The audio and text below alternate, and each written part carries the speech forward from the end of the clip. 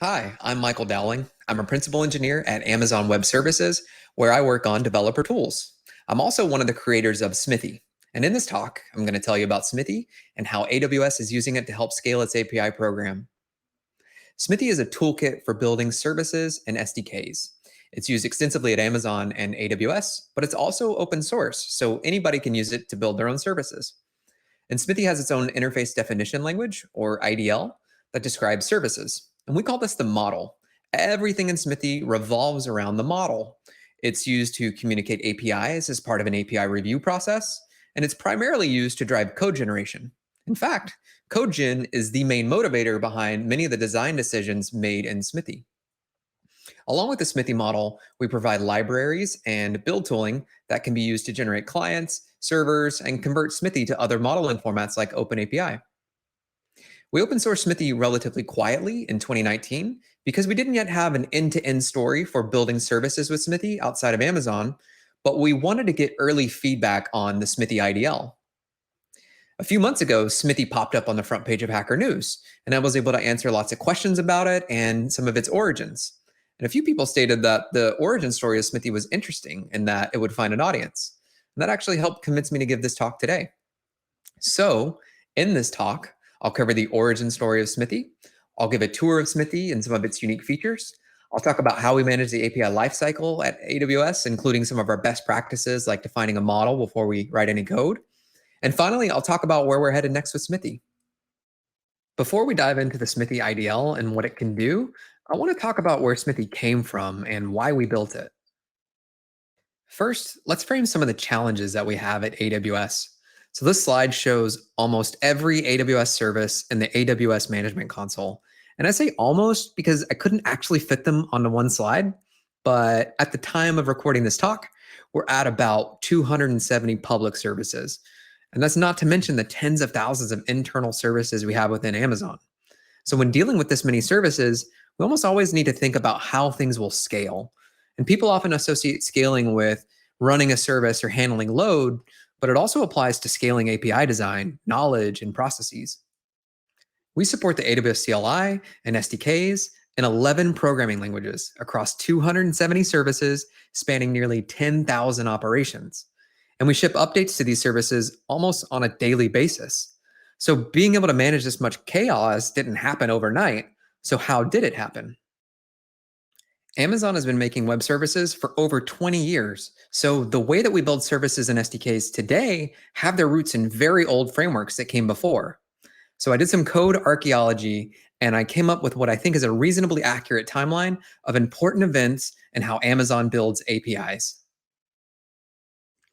The first general purpose service framework developed at Amazon was built around 20 years ago. It was widely adopted across the company, but the main issue that limited its longevity was that the services it created were not designed to be exposed outside of Amazon. And as you're probably aware, exposing services to external customers outside of Amazon later becomes a very big deal for Amazon. Around 2002, Amazon started allowing third-party developers API access to Amazon's product catalog. And fun fact, these services were actually originally referred to as Amazon Web Service until we started releasing services like EC2 and S3. And because the previous framework from 2001 wasn't designed to expose services externally, we needed a new framework to create external web services. And so another framework was born.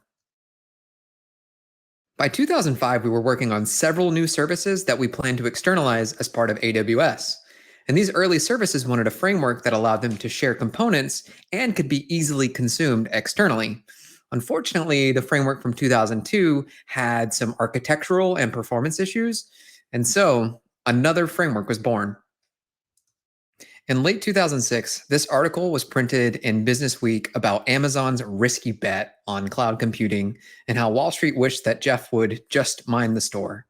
Well, fast forward to 2008, and this risky bet is starting to materialize as AWS starts offering more services.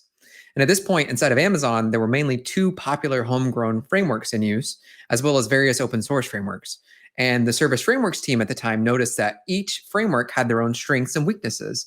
And service teams needed to evaluate which one they'd use right at the outset of building their service. Well, this was a huge decision with lots of trade offs, and a single line of code isn't even written when this decision was made. And I think this is when it really started to click within Amazon that the true goal of frameworks and API programs is to reduce the number of choices that teams need to make in order to succeed.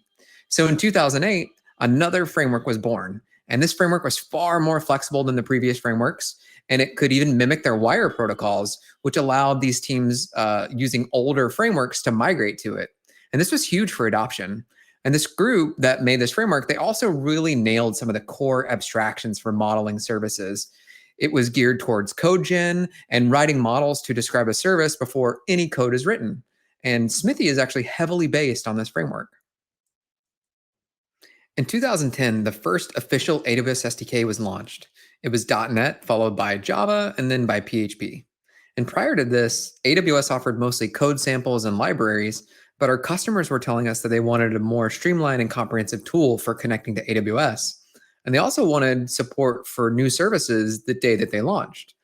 And launching and maintaining SDKs requires a ton of work, especially considering how many languages and services we support. But it's the right thing to do because anytime we don't provide an SDK for a specific language or service, our customers end up usually building it themselves. And that's awesome, but it's also a burden that we don't want to have to pass on. And in general, companies that offer web services are always in the best position to own their own SDKs. These companies can do resource planning in advance of new features and requirements so that they have SDK support the day a feature launches. In 2015, Amazon API Gateway was launched. API Gateway provides a huge simplification for frameworks because it takes away many of the responsibilities of frameworks like auth and throttling. And we use it by default when building services at AWS. AWS grows from a handful of services to nearly 100. We'd formed API design patterns and best practices, but knowledge sharing about these practices was often ad hoc. And we also noticed that not every team followed the same practices, and our customers were telling us that this leads to steeper learning curves when moving between services. So in 2016, we started an internal AWS API standards body to codify API standards and to perform API reviews. And along with these API standards, we created an API bar raiser program. And this group, which actually includes me, has the responsibility to define API standards and to continually try to raise the bar on API quality. In 2017, the AWS SDK team really started pushing our meta modeling capabilities. The SDK team wished that there was an easier way to describe really anything about an API, and we were being held back by the capabilities of our internal modeling language. And we also noticed that in order to launch a new service, AWS teams had to create various service descriptions that often repeated large portions of the model that powers their service. And this overlap wasn't just a poor use of time, it could also lead to inconsistencies between service descriptions.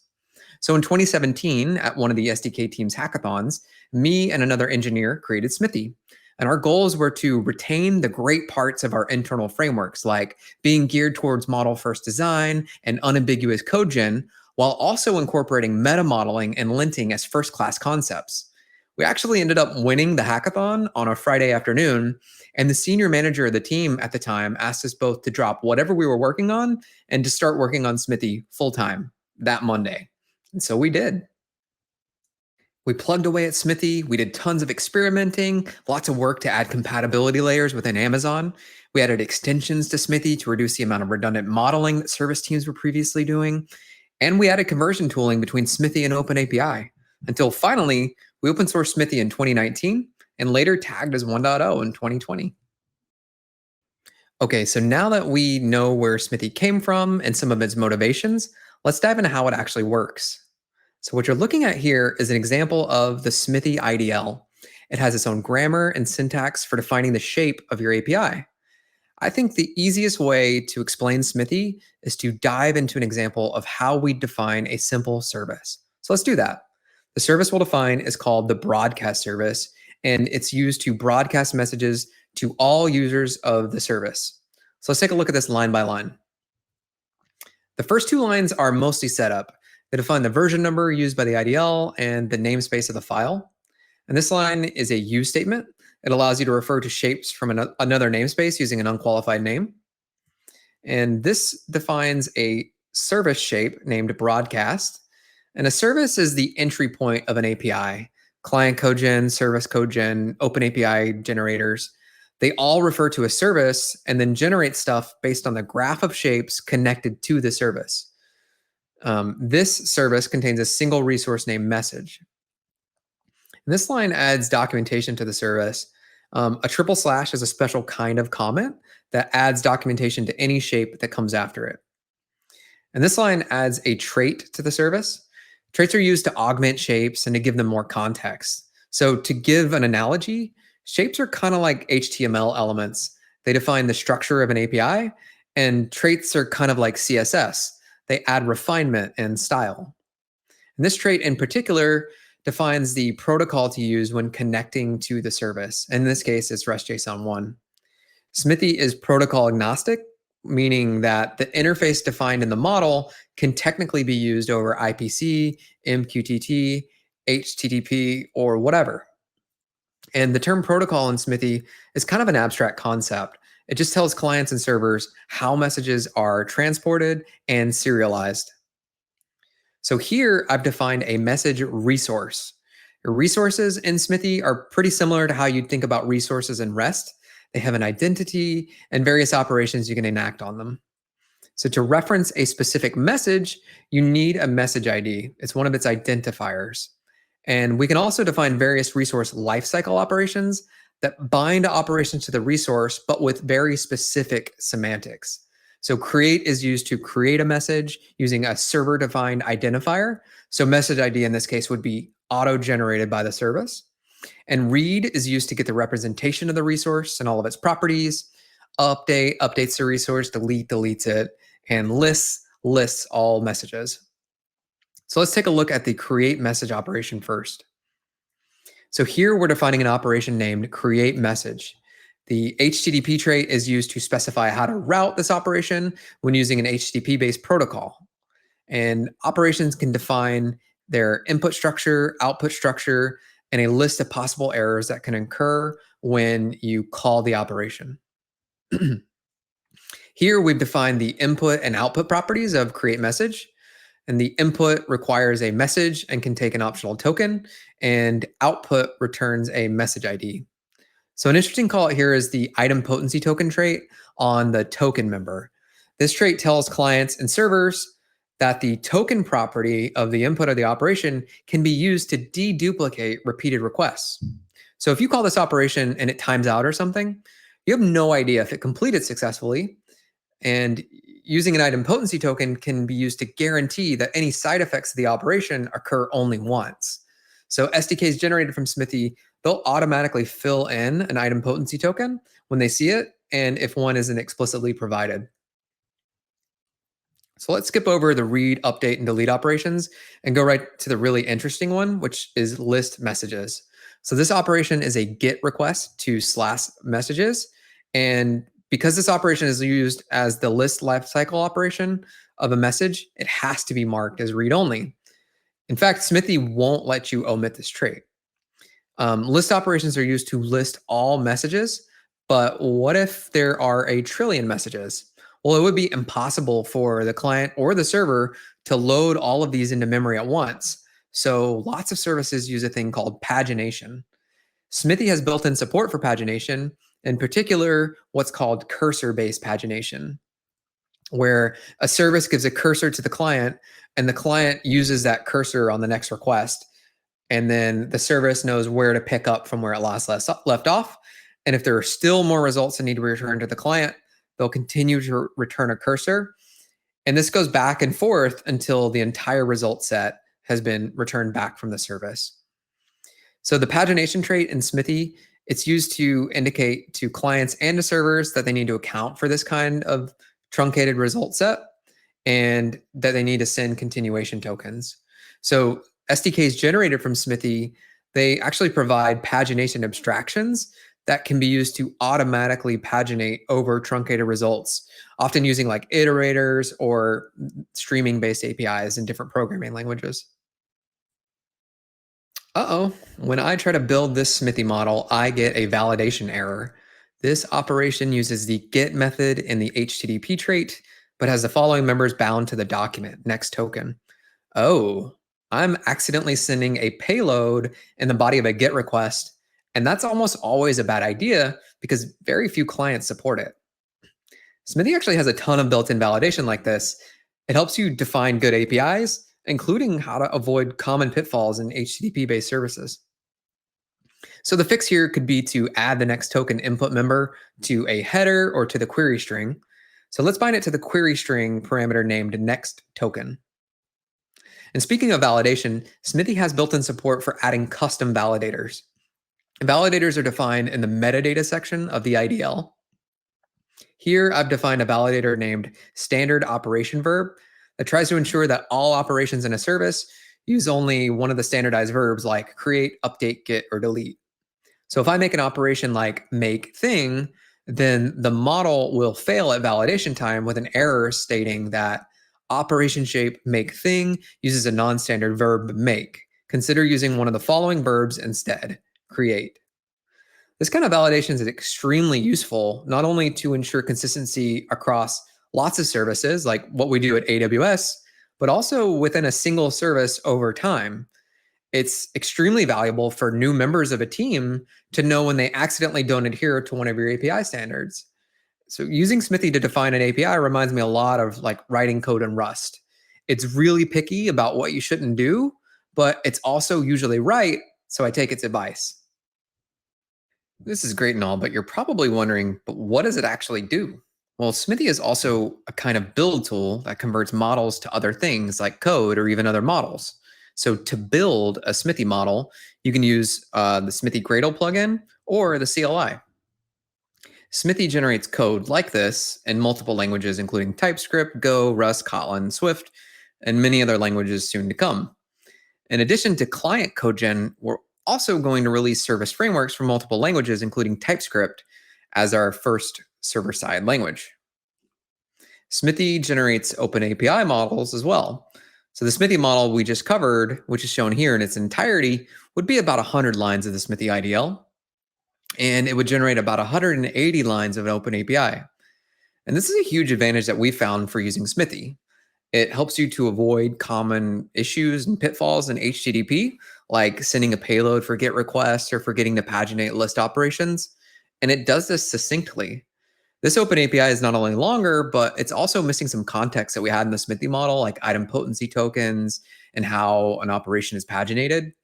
So I think open API is a great way to describe the concrete description of an API, but it's pretty verbose and verbosity can lead to errors, especially for developers that are new to a tool or to a team.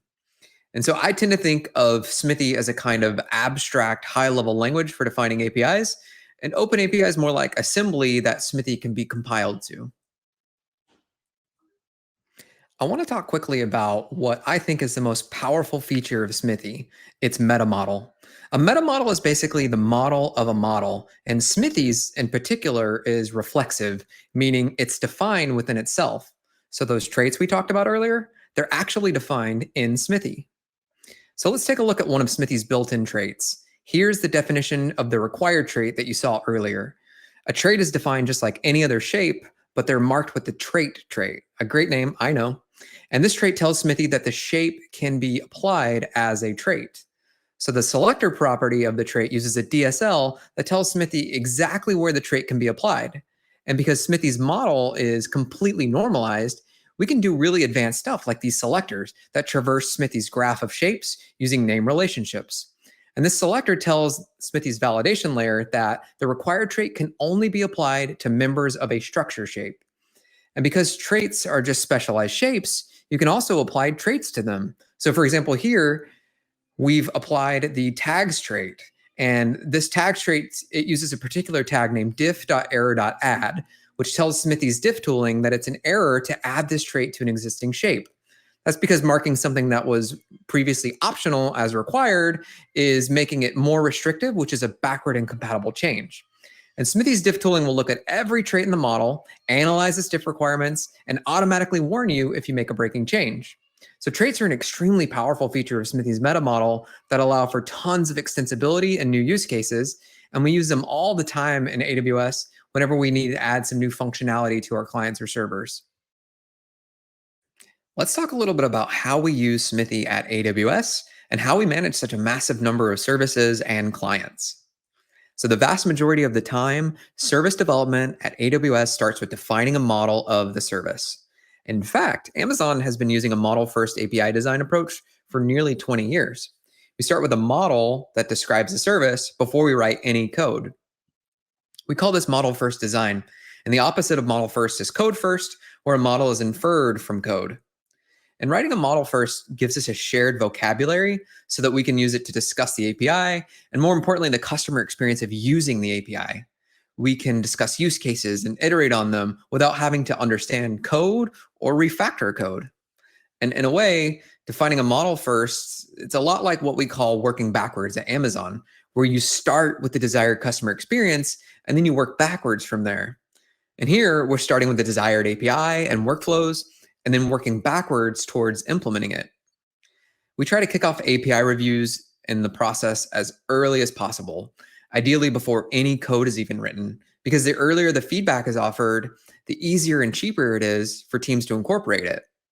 Teams are much less married to their code when it doesn't even exist yet. You can also attach tons of metadata to models that can be used to generate other stuff. For example, in AWS, we generate lots of other service descriptions from Smithy models so that service teams don't need to repeat huge portions of their models over and over when they integrate with other tools. So after writing a model, the model is committed to source control and the service team performs a code review. And after it's through code review, the team submits their feature into our internal API platform tool. And this tool handles communication between the service team, the AWS SDK team, and API bar raisers so that we can shepherd the feature through our process and through all the various automated linters and checks. And we do lots of linting and automation so that we don't have to rely as much on human intervention, which allows our API reviewers to concentrate on more important things like the customer experience. So they don't have to worry about things like ensuring that all names use the same casing, or that all operations use one of our standard verbs, or that list operations are all paginated. Stuff like that is automatically taken care of using Smithy linters. And any linting issues that come up at this phase then get addressed in the model and the process starts over. So after that process, the feature is next assigned to an API bar raiser and a reviewer from the SDK team. And the bar raiser takes a look at the change and decides whether it can be approved by just viewing a diff or if it warrants a meeting to discuss the change in depth. And these kinds of API review meetings can take anywhere from 30 minutes to several hours across many different meetings. And any feedback provided by the API bar raiser is then updated in the model and the process will start over again. So next, the team submits a build into our API platform tool, and this performs code generation for every AWS SDK. It builds documentation, and it runs our linters again. And this lets service teams try out a preview build of every SDK to see what the developer experience would be like in each language. We also run a number of integration tests here, some that are generated from metadata and some that are handwritten. And any issues here are then addressed in either our code generators or in the model or in the service. And finally, when the launch is approved, every SDK publishes to their package managers and notifications are sent out to other build tools to do things like publish API documentation. And that's basically our process. I think the key takeaway is to try to automate as much as possible using things like linters, because this makes you far less reliant on API reviewers to have teams mind their P's and Q's. And it also allows reviewers to focus more on the customer experience of using the service. It's a continuous effort to maintain and improve this process and our tools. We have to account for new requirements and new workflows and exceptions all the time. But in my experience, investing in API lifecycle and tooling like this is a huge force multiplier that pays for itself very quickly. To close out this talk, let's gaze into our crystal ball and talk about what we think the future holds for Smithy. We'll build Smithy client code generators in every language supported by the AWS SDKs. We'll build service frameworks for multiple languages that can generate a service from a Smithy model. We shipped an alpha of a Smithy TypeScript service framework, and we hope to promote that to beta later this year. We plan to release a language server protocol implementation for Smithy and IDE plugins in Visual Studio Code and IntelliJ early next year. We're also working on adding some nice new features to the Smithy IDL itself, including significant improvements to how nullability is modeled and adding a new feature we're calling mixins that helps to reduce copy-paste errors. So in summary, in this talk, we learned about the origins of Smithy, we toured the Smithy modeling language and learned about how to build a service, and I also described some of the API best practices we use at AWS, including defining a model before we write any code, API standards, and an API bar raisers program. So I hope you found this talk useful today. I've included a link to the Smithy homepage above where you can learn more about Smithy or just reach out and say hello to the dev team. So that's my talk for today. Thank you for your time. Hi, I am now live and ready to answer questions. Um, Hopefully you can hear me. Let's see. I've got one question in the chat, and if you can't hear me, please do pop a message on there so I know. One question in the chat is, how would you compare and contrast OpenAPI and Smithy? So I addressed this a little bit in the talk, but in general, Smithy is more abstract and it's protocol agnostic, um, which those two properties really gear it more towards code generation, which is the primary use case we found with Smithy models. It's to generate really great clients and services. So the protocol agnostic nature of Smithy allows you to, for example, support HTTP or MQTT or whatever you need to support. But also, even if you're just working in HTTP, it allows you to work with different serialization formats that, like, you could use XML, right? And then say your users all want you to use JSON, but you can support both at the same time, in an isomorphic way, meaning they're the same formats, just, and you don't even have to define anything other than say, I'm supporting two protocols, and then Smithy CodeGen takes care of serialization and deserialization. And the same property extends to like binary protocols if you needed more performance, things like that. Beyond that, also, Smithy is a little bit more restrictive with what you can model, and that's intentional so that it actually helps lend itself better a bit towards code generation. It has built-in linting, built-in support for creating different versions of a model. So like you might have an internal version of your model where the service knows a lot more, or maybe there's like private beta versions of your model that you share with specific customers, things like that. There are also, let's see, um, the Metamodel of Smithy is also a big differentiating factor, I think, where it's just built into Smithy, and the Metamodel allows you to extend it however you need to. And not only are you extending it, but you're also defining the rules around how you're extending it within the model, which I think is really powerful. Um, let's see. Got another question. So are SDKs in AWS generated today? Will that be completely replaced by Smithy CodeGen in the future? Yes, all AWS SDKs are code generated. We support like hundreds of services, and they release updates like daily. So it's a huge scaling function for us to be able to code gen. And the more information we can capture and the more rules and semantics we have baked into our models, the better we can kind of code gen and make clients more idiomatic and easier for developers to use. Some of our SDKs have already migrated to Smithy, like Go, JavaScript. We're currently working on Rust, Kotlin, and Swift. And then other SDKs are all going to migrate to Smithy either this year or next is the current plan. And the next question is, are API bar raisers just good citizens, volunteers, or it's their full-time job or role? So they are good citizens and volunteers. It's kind of like people are taking ownership of their own time, right? So like if you can be most effective with your time for that day or that moment, reviewing an API and helping to make sure that a team lands with the right experience and the right use cases are supported and that they follow patterns correctly.